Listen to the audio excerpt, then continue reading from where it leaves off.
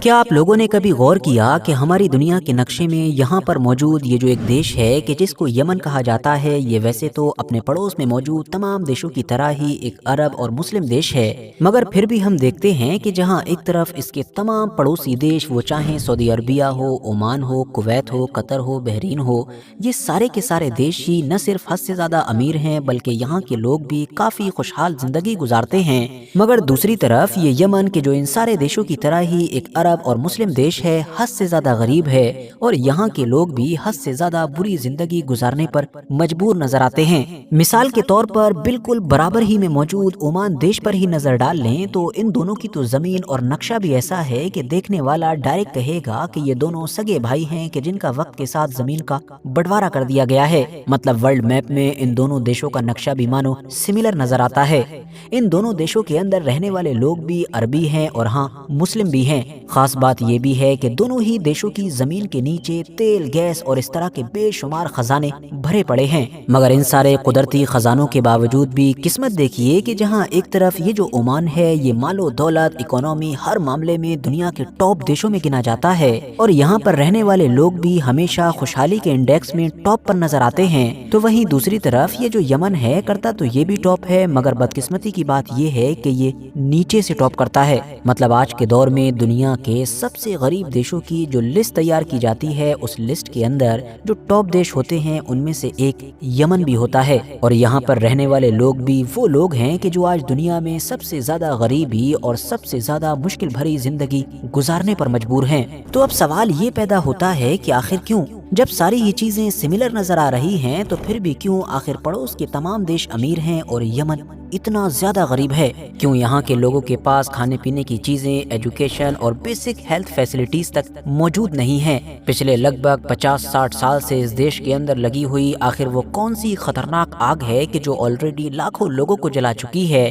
اور ابھی بھی یہ آگ دن بدن تیز ہوتی جا رہی ہے؟ یمن جو دنیا کا نقشہ دیکھنے پر باقی دیشوں کی طرح ایک عام دیش ہی نظر آتا ہے، لیکن اندر سے کئی ٹکڑوں میں بٹا پڑا ہے۔ ایک ٹکڑے پر ہوتھیوں کا کنٹرول ہے کہ جن کو ایران سپورٹ کر رہا ہے، تو ایک ٹکڑے پر اس ایس ٹی سی کا قبضہ ہے کہ جس کو یو اے ای سپورٹ کرتا ہے اور جو یمن کو توڑ کر ایک الگ دیش ہی بنانا چاہتا ہے، جبکہ بچے ہوئے علاقے پر اس گروپ کا قبضہ ہے کہ جس کو سعودی عربیہ سپورٹ کرتا ہے۔ تو کل ملا کر دنیا کی کئی پاورز کی وجہ سے اب یہ پورا کا پورا دیش ایک کیک کی طرح کئی ٹکڑوں میں کٹ چکا ہے، مگر سوال پھر سے وہی ہے کہ آخر کیوں؟ تو اس کا جواب جاننے کے لیے ہمیں سب سے پہلے اتہاس پر نظر ڈالنی پڑے گی۔ ورتھ نوٹسنگ بات یہ ہے کہ دنیا کے نقشے میں برابر اور ایک سے نظر آنے والے یہ جو یمن اور عمان ہیں، ان کا اتہاس کافی الگ الگ ہے۔ مثال کے طور پر پہلے یمن کی بات کریں تو یمن 16ویں صدی کی شروعات میں اوٹومن امپائر مطلب کہ سلطنت عثمانیہ کے کنٹرول میں چلا گیا تھا اور اگلے لگ بھگ 400 سال تک مطلب فرسٹ ورلڈ وار کے دور تک اوٹومن امپائر کے ہی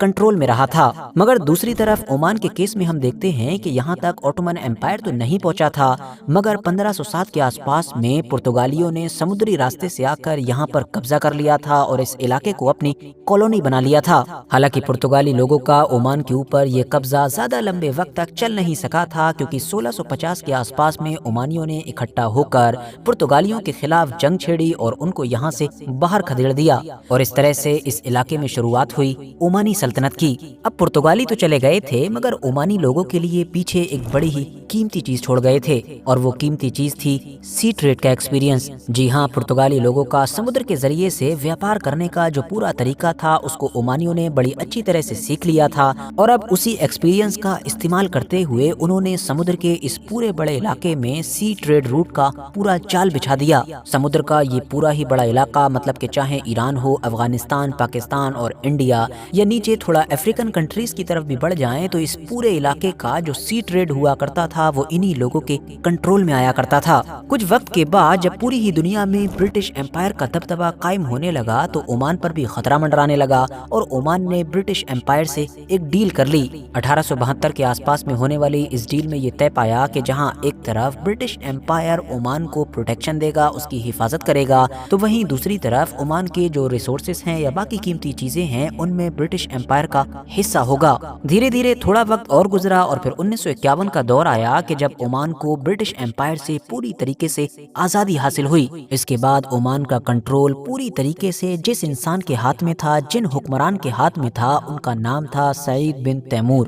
یہ جو سعید بن تیمور تھے، ان کی بہت ساری پالیسیز سے ان کے دیش کے لوگ خوش نہیں تھے، لیکن ان سعید بن تیمور کو جتنا ناپسند ان کے دیش کے لوگ کیا کرتے تھے، اس سے کہیں زیادہ ان کو ناپسند دراصل کچھ باہری طاقتیں یا پھر خاص طور سے برٹن کیا کرتا تھا۔ نتیجہ یہ ہوا کہ 1970 کے آس پاس میں ان کے ہی بیٹے قابوس بن سعید کو تیار کیا گیا اور برٹن کی مدد سے قابوس بن سعید نے اپنے ہی فادر مطلب کہ سعید بن تیمور کے خلاف ایک کو کیا، ایک تختہ پلٹ کیا اور پھر پورے عمان کا کنٹرول حاصل کر لیا۔ اب ویسے تو عمان کی گدی پر نئے حکمران مطلب کہ قابوس کی انٹری ایک تختہ پلٹ کے ذریعے سے ہوئی تھی، لیکن لوگوں کو اس بات کا احساس نہیں تھا کہ دراصل یہی حکمران ان کے لیے کسی مسیحا سے کم ثابت نہیں ہوں گے، کیونکہ یہی وہ قابوس بن سعید تھے کہ جنہوں نے اگلے کچھ دنوں کے اندر ہی نہ صرف پورے عمان دیش کو بلکہ اس کے لوگوں کو بھی بدل کر رکھ دیا تھا۔ مانا جاتا ہے کہ 1970 میں جب یہ گدی پر بیٹھے تھے تو پورے عمان دیش کے اندر صرف 3 اسکولز تھے، 19 ہاسپٹلز تھے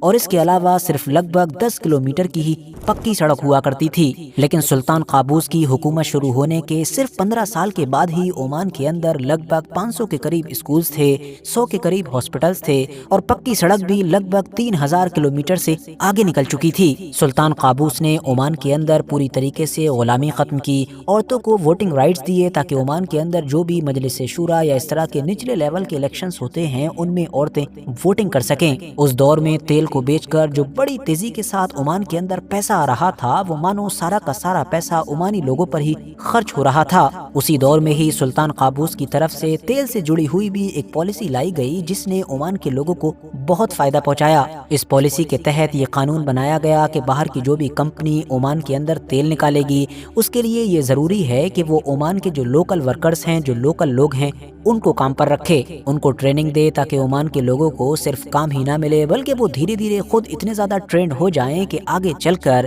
عمان دیش تیل کے لیے جو باہری کمپنیوں یا باہری لیبر پر ڈیپینڈ ہے وہ سب کچھ ختم ہو جائے اور عمان کی کمپنیز یا پھر عمان کے لوگ ہی یہ سارا کام خود کرنے لگ جائیں۔ صرف اتنا ہی نہیں بلکہ دنیا کے بہت سارے لیڈرز کی طرح سلطان قابوس کو بھی یہ ریئلائز ہو چکا تھا کہ تیل کا دور ہمیشہ نہیں رہنے والا ہے، تو اسی لیے انہوں نے اپنی اکانومی کو تیل سے ہٹا کر باقی چیزوں پر لے جانے کی کوششیں بھی شروع کر دی تھی۔ خاص طور سے ٹورزم پر فوکس کیا گیا۔ نتیجہ یہ ہوا کہ آج کی ڈیٹ میں عمان ٹورزم کی وجہ سے بلینز آف ڈالرز کماتا ہے۔ سلطان قابوس نے اپنے دیش کے اندر دھارمک آزادی کو بھی یقینی بنایا، مطلب آپ مسلم ہو، غیر مسلم ہو، سنی ہو، شیعہ ہو، عبادی ہو، کوئی بھی ہو، ہر کسی کو پوری آزادی ہے۔ خاص طور سے اسی چیز نے فورن پالیسی میں عمان کو بہت زیادہ فائدہ پہنچایا، کیونکہ اب ڈپلومیسی کی دنیا میں مڈل ایسٹ کے اندر عمان کی ایک الگ طرح کی ہی امیج بننے لگی اور زیادہ سے زیادہ لوگ اس کے اوپر بھروسہ کرنے لگے اور اس سے بات کرنا پسند کرنے لگے۔ یہی وجہ تھی کہ اب دنیا کے بہت سارے جھگڑوں کو سلجھانے میں عمان ایک بچولیا کا کردار ادا کرنے لگا، چاہے ایران اور سعودی عربیہ کی دوستی ہو یا پھر 2015 میں ایران اور امریکہ کی ہونے والی نیوکلیئر ڈیل ہو، ان ساری ہی چیزوں میں عمان کا ایک اہم کردار تھا۔ خاص بات یہ ہے کہ عمان میڈیٹر کا کردار تو ادا کر ہی رہا تھا، ساتھ ہی ساتھ مڈل ایسٹ کے اندر جتنے بھی جھگڑے ہوتے تھے یا جنگیں ہوتی تھیں ان تمام سے اپنے آپ کو دور یا ان تمام کے معاملے میں اپنے آپ کو نیوٹرل بھی رکھ رہا تھا، چاہے سعودی عربیہ اور یمن کے ہوتی کی جنگ ہو یا پھر عراق ایران وار ہو یا پھر کسی دور میں گلف کنٹریز کی طرف سے قطر کا بائیکاٹ ہو، ہر معاملے میں ہی عمان خاموش رہا، نیوٹرل رہا۔ یہی وجہ ہے کہ بعد میں جب ان تمام دشمنوں کے بیچ بات چیت کی نوبت آتی تھی تو بات چیت کے لیے بیچ میں عمان کو ہی بیٹھایا جاتا تھا۔ اب جب ایک طرف عمان پچھلے 60-70 سال سے یہ سب کچھ کر رہا تھا اور اس کے ذریعے سے خوب ترقی حاصل کر رہا تھا، تو وہیں دوسری طرف اس کے پڑوس ہی میں موجود اور اسی کی طرح دکھنے والا جو یمن تھا وہ مانو اس کے بالکل الٹ جا رہا تھا اور الٹ جانے کی وجہ سے ہی تباہی اور بربادی کی ایک خطرناک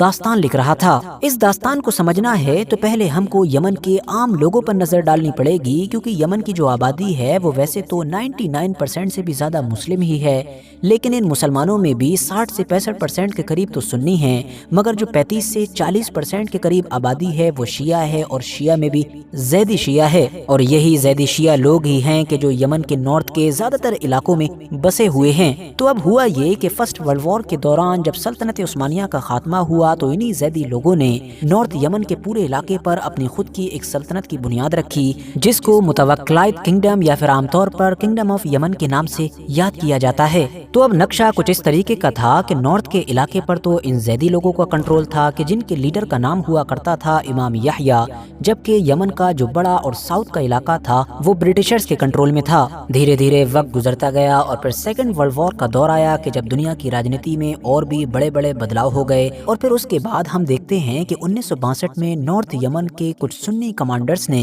زیدی حکومت کے خلاف ہتھیار اٹھائے اور ایک تختہ پلٹ کے ذریعے سے زیدی امام کو ہٹا کر ایک عرب نیشنلسٹ گورنمنٹ بنانے کی کوشش کی۔ اب یہ باقی دیشوں میں جیسے تختہ پلٹ ہوا کرتے تھے ان کی طرح کوئی نارمل تختہ پلٹ کی کوشش نہیں تھی، بلکہ یہ تو ایک بڑے لیول کی پروکسی وار کی شروعات تھی۔ جی ہاں، یہ جو نارتھ یمن میں ایک تختہ پلٹ کے ذریعے سے ایک عرب نیشنلسٹ گورنمنٹ بنانے کی کوشش کی گئی تھی، اس کو کوئی اور نہیں بلکہ اس دور کا مصر سپورٹ کر رہا تھا، کیونکہ مصر چاہتا تھا کہ بالکل مصر والے اسٹائل کی گورنمنٹ یمن کے اندر بھی بن جائے۔ مگر آپ لوگوں کو اصلی حیرانی تو اس وقت ہوگی کہ جب آپ کو پتا چلے گا کہ ایسے حالات میں اس زیدی حکومت کو جو سپورٹ کرنے کے لیے دیش آگے آئے تھے وہ کوئی اور نہیں بلکہ سعودی عربیہ اور باقی عرب دیش تھے۔ جی ہاں، آپ بالکل صحیح سن رہے ہیں، سعودی عربیہ اور باقی گلف کنٹریز ایسے حالات میں زیدی حکومت کو سپورٹ کر رہی تھیں۔ اس کی مین وجہ یہی تھی کہ جہاں ایک طرف ایجپٹ اپنے اسٹائل والی ایک عرب نیشنلسٹ گورنمنٹ یمن کے اندر بنانا چاہتا تھا، تو وہیں دوسری طرف ان عرب حکمرانوں کو یہ ڈر تھا کہ کہیں اگر یمن کے اندر یہ چیز کامیاب ہو گئی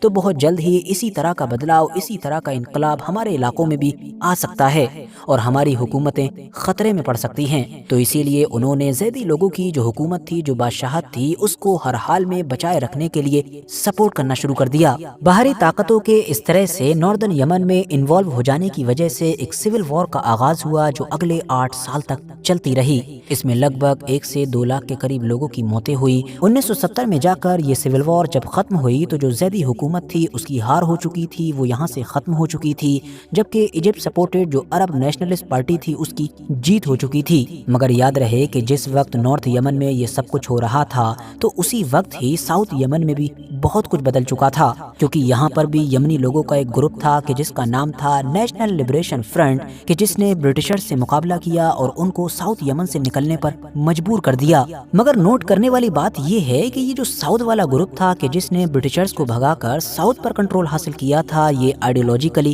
ایک کمیونسٹ تھا۔ بس اسی وجہ سے اب یمن کے اندر امریکہ کی بھی انٹری ہو گئی، جہاں ایک طرف اب امریکہ نارتھ یمن والے جو عرب نیشنلسٹ تھے ان کے پیچھے مضبوطی کے ساتھ کھڑا ہو گیا، تو وہیں دوسری طرف اب ساؤتھ یمن میں اپنی وچاردھارا کو ہر حال میں بچانے کے لیے سوویت یونین بھی پوری طاقت سے کود پڑا تھا۔ اب باقی سارے عرب دیش کہ جو ابھی اس بات کا غم ہی منا رہے تھے کہ وہ زیدی حکومت ختم ہو گئی، کہ جس کو بچانے کے لیے انہوں نے بھرپور کوششیں کی تھیں، اب اس بات سے اور زیادہ پریشان ہو گئے کہ یمن کے ذریعے سے عرب ورلڈ میں کمیونزم کی انٹری ہو چکی ہے، کیونکہ اگر عرب نیشنلسٹ ان کی اس حکومت یا ان کے اس حکومتی سسٹم کے لیے خطرہ تھے تو ان سے بھی کہیں زیادہ خطرہ کمیونسٹ لوگ تھے۔ بس اسی لیے چاہتے یا نہ چاہتے ہوئے بھی یہ لوگ بھی امریکہ کے ساتھ مل کر نارتھ یمن کو سپورٹ کرنے لگے۔ اس طرح سے ایک بار پھر سے یمن کے اندر ایک بڑی جنگ کا آغاز ہوا کہ جو اگلے 8-10 سال تک لگاتار یوں ہی چلتی رہی۔ الگ الگ وقتوں پر الگ الگ طریقوں سے کوششیں کی جاتی رہیں لیکن بات نہیں بنی۔ 1989 اور 90 کے دور میں جا کر جب سوویت یونین سرے سے ہی ختم ہو گیا تو پھر ان دونوں کے بیچ بھی سہمتی بن گئی اور ساؤتھ اور نارتھ دونوں ہی یمن کو ایک کر دیا گیا، اور اس طرح سے وہ اکٹھا یا دوسری زبان میں کہیں تو اکھنڈ یمن وجود میں آیا کہ جس کو آج کے دور میں ہم دنیا کے نقشے پر دیکھتے ہیں۔ اور اس اکٹھے اور نئے یمن کے لیڈر کا نام تھا علی عبداللہ صالح، جو 1990 سے لے کر 2012 تک لگاتار اس دیش کے لیڈر بنے رہے۔ اور افسوس کی بات یہ ہے کہ میڈیا رپورٹس بتاتی ہیں کہ عبداللہ صالح صرف یمن ہی نہیں بلکہ پورے عرب ورلڈ کے ہی ابھی تک کے سب سے کرپٹ لیڈر تھے، کیونکہ جس دور میں جہاں ایک طرف پڑوسی میں موجود عمان کے اندر سلطان قابوس کی طرف سے تیل کی تمام دولت ان کے لوگوں کے اوپر لٹائی جا رہی تھی، تو وہیں دوسری طرف یہ جو عبداللہ صالح تھے یہ تیل کی تمام دولت جو دراصل یمن کے عام لوگوں کی ہی تھی اس کو بڑی ہی تیزی کے ساتھ لوٹ رہے تھے، اور اس لوٹی ہوئی دولت سے ویسٹرن کنٹریز میں اپنی فیملی یا اپنے دوستوں کے لیے ایسٹس بنا رہے تھے۔ اور صرف کرپشن ہی کیوں بلکہ عبداللہ صالح نے تو اپنے کریئر میں بے شمار غلطیاں کی تھیں۔ مثال کے طور پر جب صدام حسین کی طرف سے کویت کے اوپر حملہ کیا گیا تو علی عبداللہ صالح نے اس حملے میں صدام حسین کو سپورٹ کیا، باوجود اس کے کہ سعودی عربیہ سمیت وہ تمام عرب دیش صدام حسین کے خلاف کھڑے ہوئے تھے کہ جن عرب دیشوں کی طرف سے یمن کو بلینز آف ڈالرز کی مدد آتی تھی۔ نتیجہ یہ ہوا کہ بعد میں سعودی عربیہ نے غصے میں وہ جو بلینز آف ڈالرز کی مدد تھی وہ بھیجنا بند کر دی۔ سعودی عربیہ صرف اتنے پر ہی نہیں رکا بلکہ یمن کے 7 سے 8 لاکھ کے قریب وہ لوگ کہ جو سعودی عربیہ میں کام کیا کرتے تھے ان کو بھی سعودی عربیہ نے واپس بھیج دیا۔ ان دونوں چیزوں نے ایک ساتھ یمن کی اکانومی کو ہلا کر رکھ دیا۔ اکانومی سنبھلتی اس سے پہلے ہی علی عبداللہ صالح کے خلاف بغاوت بھی ہو گئی۔ یہ بغاوت یمن کو اکٹھا کرنے کے صرف 2 سے 3 سال کے بعد ہی ہو گئی تھی، اور یہ بغاوت کرنے والے دراصل ساؤتھ کے کمیونسٹ وچاردھارا کے وہی لوگ تھے کہ جو ساؤتھ یمن کو الگ دیکھنا چاہتے تھے۔ یمن کے اندر ایک نئی سول وار کا آغاز ہو چکا تھا، ایک ایسی سول وار کہ جو ہر گزرتے وقت کے ساتھ خطرناک سے خطرناک ہوتی چلی گئی۔ وجہ یہ تھی کہ یمن کی اس سول وار میں اب صرف 2 گینگز یا 2 پارٹیز ہی نہیں تھیں، بلکہ ہر گزرتے وقت کے ساتھ نئے نئے گروپ انٹر ہوتے چلے گئے۔ نتیجہ یہ ہوا کہ اب یمن کے ایک کونے میں اگر زیدی شیعہ تھے تو دوسرے کونے میں عرب نیشنلسٹ تھے، تیسرے کونے میں القاعدہ بیٹھا ہوا تھا تو چوتھے کونے میں کمیونسٹ وچاردھارا رکھنے والے گروپ موجود تھے، اور یہ سارے کے سارے لوگ ہی بڑھت بنانے کے لیے ایک دوسرے کے خلاف جنگ کر رہے تھے۔ اب ان میں سے کون ہار رہا تھا، کون جیت رہا تھا، یہ تو بھول ہی جائیے، کیونکہ یاد اس چیز کو رکھنا ہے کہ ان تمام کی جنگ میں صرف اور صرف یمن کے عام لوگ مر رہے تھے۔ بچی کچی کسر پھر 2011 میں عرب اسپرنگ نے پوری کر دی، کیونکہ جب عرب کے بہت سارے دیشوں میں حکومتوں کے تختہ پلٹ ہوئے تو یہاں پر بھی بالکل اسی پیٹرن پر وروध پردرشن یا پھر غدر وغیرہ مچنا شروع ہو گیا، اور یمن کے اندر ہونے والی وہ سول وار کہ جو پچھلے کئی سالوں سے چل رہی تھی اس نے اب اپنی ساری حدوں کو پار کر دیا۔ اس پیریڈ میں یمن کی سول وار میں ایک بڑا بدلاؤ دیکھا گیا، اور وہ بڑا بدلاؤ یہ تھا کہ وہ زیدی شیعہ کہ جن کا اب نیا نام ہوتی ہو چکا تھا وہ حد سے زیادہ